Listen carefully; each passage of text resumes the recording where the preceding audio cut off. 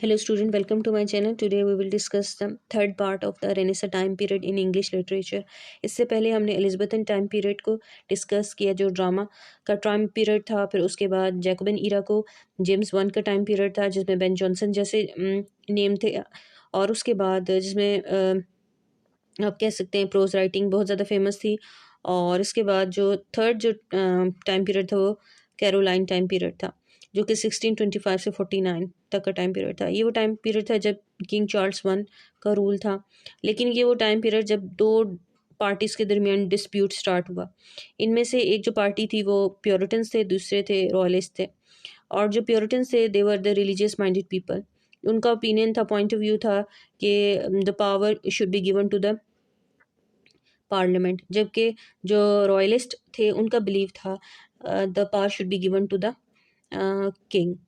तो एक पार्लियामेंट के हक में था और एक जो था वो किंग के हक में था, जिसकी वजह से फर्स्ट सिविल वॉर का आगाज़ हुआ। और इस टाइम के अंदर जो पोइट्री हुई वो मेटाफिजिकल पोइट्री कहलाती है और कैवलियर पोइट्री थी। और जो कैवलियर पोइट्री थी आप उसे मेटाफिजिकल पोइट्री से डिफ्रेंशिएट इस तरह कर सकते हैं, this poetry was secular as compare to metaphysical poetry. और उसके बाद जो टाइम पीरियड आता है वो कॉमनवेल्थ पीरियड या कॉमनवेल्थ ऑफ इंग्लैंड कहा जाता है। और this was the time period from 1649 to onward when the England along later with the Ireland and the Scotland के साथ मिलकर उन्होंने आयरलैंड और स्कॉटलैंड के साथ मिलकर इंग्लैंड ने वार का आगाज़ किया जो कि सेकेंड वर्ल्ड वार के नाम से जानी जाती है। और सेकेंड इंग्लिश जो सिविल वार हुई और फिर उसके बाद ट्रायल हुआ और एग्जीक्यूशन हुआ चार्ल्स वन का।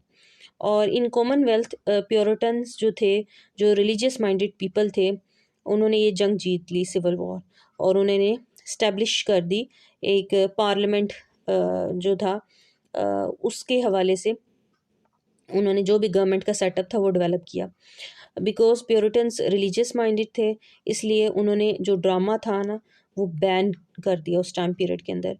अब उस टाइम पे में जो एक फेमस इवेंट हुआ था वो था शेक्सपियर का ग्लोब थिएटर था जिसको जला दिया गया था। This was the time period of the Commonwealth period.